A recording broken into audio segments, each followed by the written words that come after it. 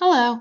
Today I'll be introducing to you a Google tool called Google Scholar and how to utilize this within your classroom. Google Scholar is an excellent Google tool, particularly whenever you're utilizing research within your instruction. If students are conducting any form of research, I always like to direct them towards Google Scholar. Google Scholar is an excellent tool because it helps students to assure that they are using quality research when they are conducting their projects. What I tend to find is specifically within a middle school or a high school setting, when students are conducting any kind of research for any of their classes, they typically go straight to Google, click the first link that they read, and try to cite the information without first assuring that the information is actually coming from a quality source.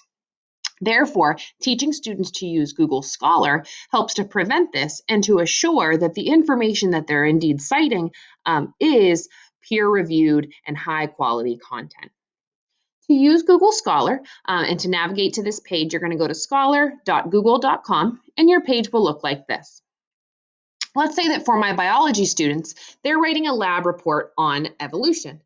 And maybe a student is looking for some information to kind of support their lab report. And so maybe they're going to search for fossil evidence for evolution. When I conduct my Google Scholar search, you can see that I've got over 1 million results here, which is pretty significant. That's a lot to sort through. Google Scholar gives you a couple of options to kind of pare this down. You could sort by time frame, you could sort by date, and so from there, that helps to kind of pare down some of your results if need be. So I start kind of looking through a couple of features to draw your attention to. I like to always look at how many people have cited this source. So if I'm taking a look at this very first result here, fossil evidence for evolution of the shape and color of penguin feathers, I can see that this particular resource has been cited by 189 people. This helps to kind of indicate that if 189 people thought this was high quality information, this is probably a great source for me to use with my research.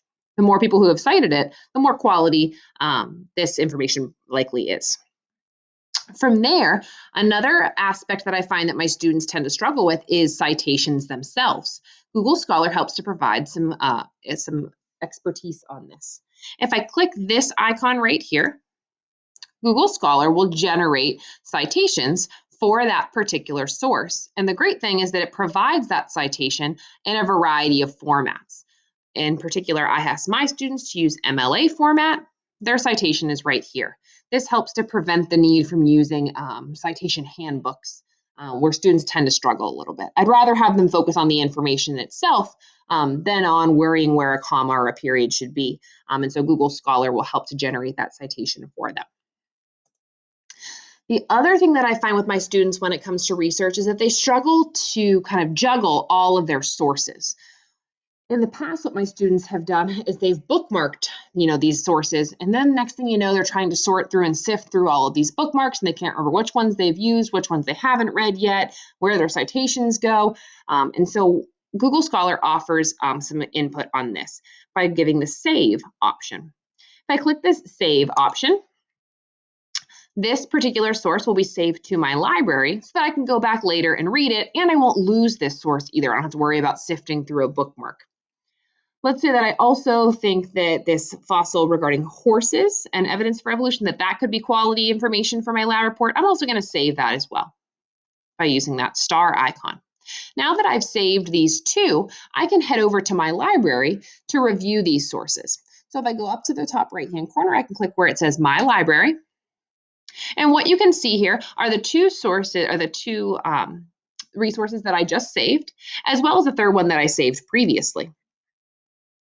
Now, once my students start conducting research in more classes and collecting more and more resources, this list is going to become longer and longer, which can be a little daunting, a little overwhelming. So I like to have my students use the label feature. What you can see is if I choose the checkbox for these first two sources, I can create a label for them. If I go to create a new label, I can label these two sources for my biology lab report. I'm going to call this label Lab Report Evolution.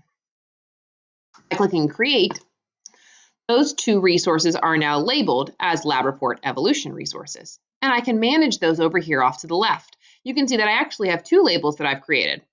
The one I just made, Lab Report Evolution, which if I click, there's my 2 resources.